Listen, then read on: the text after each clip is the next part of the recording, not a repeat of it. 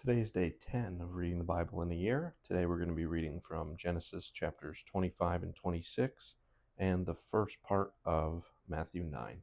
Let's get to it. Starting with Genesis chapter 25. Abraham had taken another wife whose name was Keturah.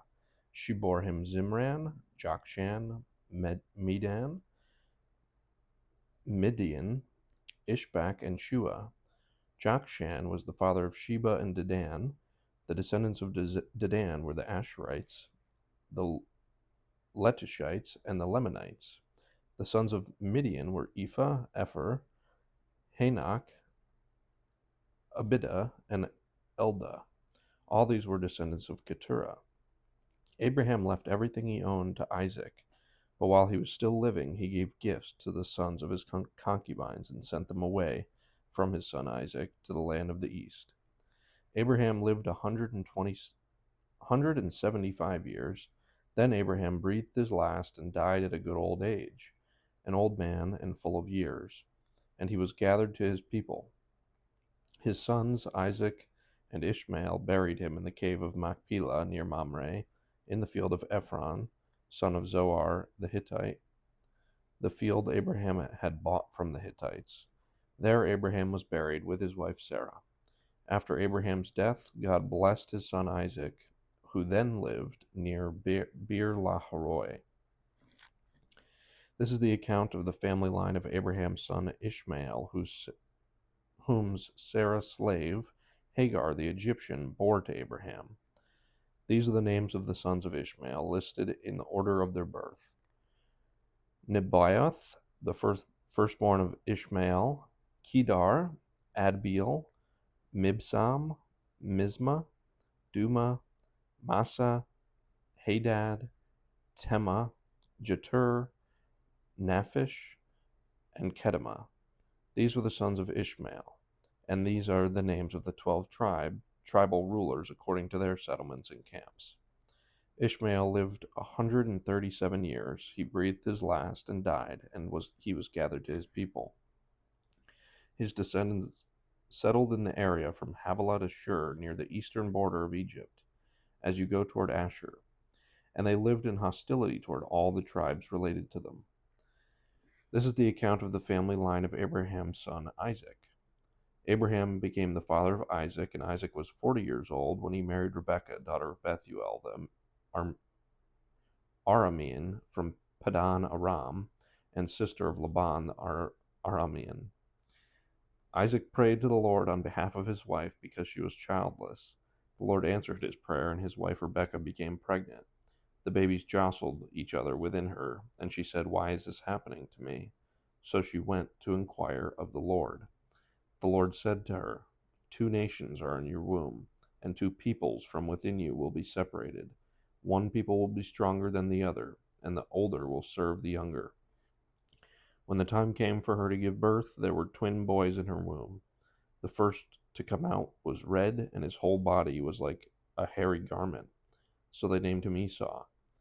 After this, his brother came out, with his hand grasping Esau's heel. So he was named Jacob. Isaac was 60 years old when Rebekah gave birth to them. The boys grew up, and Esau became a skillful hunter, a man of the open country, while Jacob was content to stay at home among the tents. Isaac, who had a taste for wild game, loved Esau, but Rebekah loved Jacob. Once when Jacob was cooking some stew, Esau came in from the open country famished. He said to Jacob, "Quick, let me have some of that red stew. I'm famished." Jacob replied, "First, sell me your birthright." "Look, I'm about to die," Esau said. "What good is the birthright to me?" But Jacob said, "Swear to me first." So he swore an oath to him, selling his birthright to Jacob. Then Jacob gave Esau some bread and some lentil stew. He ate and drank, and then got up and left. So Esau despised his birthright. Now there was a famine in the land, besides the previous famine in Abraham's time. And Isaac went to Abimelech, king of the Philistines, in Gerar. The Lord appeared to Isaac and said, "Do not go down to Egypt. Live in the land where I tell you to live. Stay in this land for a while, and I will be with you and will bless you. For to you and your descendants I will give all these lands, and will confirm the oath I swore to your father Abraham. I will make your descendants as numerous as the stars in the sky, and will give them all these lands, and through your offspring all nations on earth will be blessed, because Abraham obeyed me and did everything I required of him, keeping my commands, my decrees, and my instructions. So Isaac stayed in Gerar. When the men of that place asked him about his wife, he said, "She is my sister," because he was afraid to say, "She is my wife." He thought, "The men of this place might kill me on account of Rebekah, because she is beautiful." When Isaac had been there a long time, Abimelech, king of the Philistines, looked down from a window and saw Isaac caressing his wife Rebekah. So Abimelech summoned Isaac and said, "She is really your wife. Why did you say, 'She is my sister'?" Isaac answered him, "Because I thought I might lose my life on account of her." Then Abimelech said, "What is this you have done to us? One of the men might well have slept with your wife, and you would have brought guilt upon us." So Abimelech gave orders to all of the people, "Anyone who harms this man or his wife shall be surely put to death." Isaac planted crops in that land, and the same year reaped 100-fold, because the Lord blessed him. The man became rich, and his wealth continued to grow until he became very wealthy. He had so many flocks and herds and servants that the Philistines envied him. So all the wells that his father's servants had dug in the time of his father Abraham, the Philistines stopped up, filling them with the earth.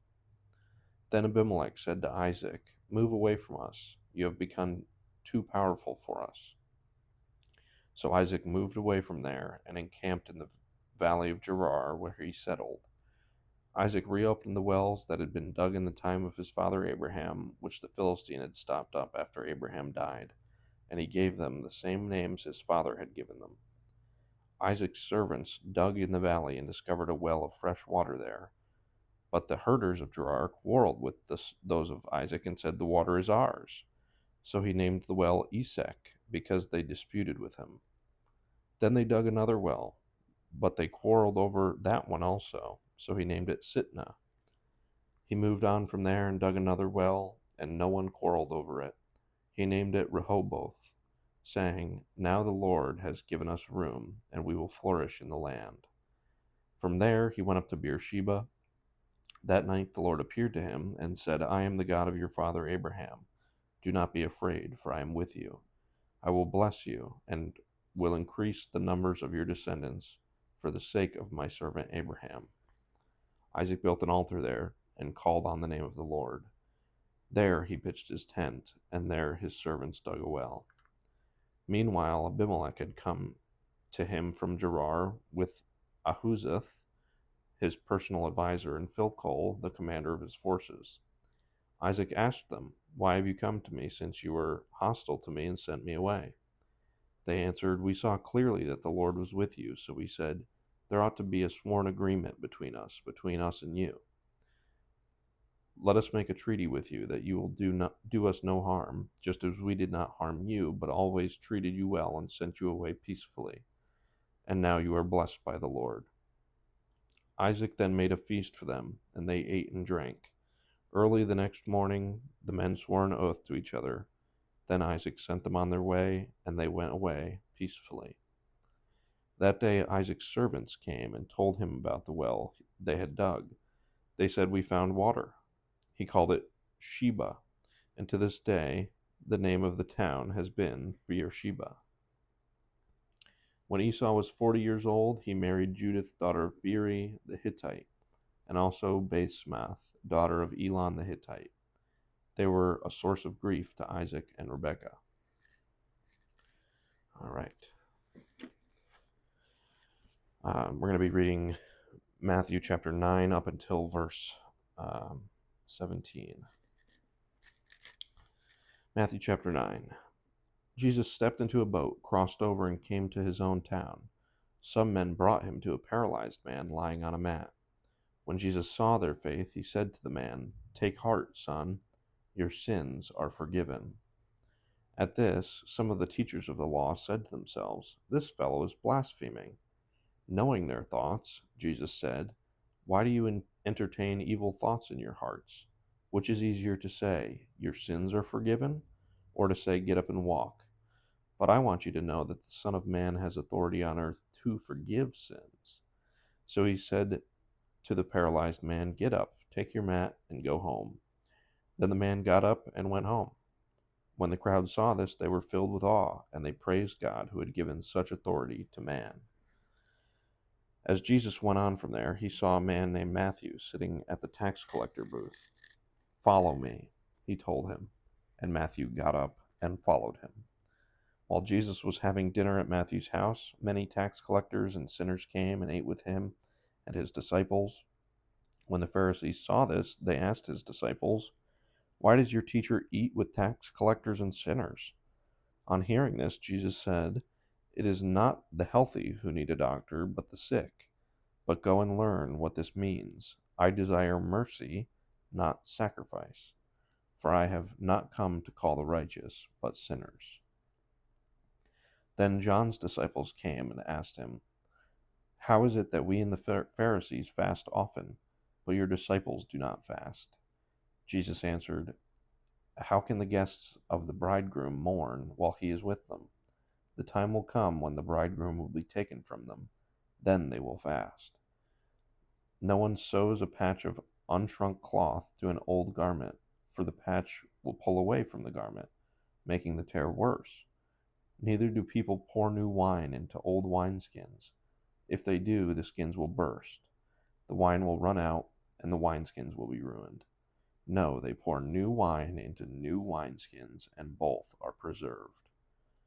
While he was saying this, a synagogue leader came and knelt before him and said, "My granddaughter has just died, but come and put your hand on her, and she will live." I've already went past. I went one verse extra. So tomorrow on day 11, we'll start with verse 19 of Matthew chapter 9. Forgive me.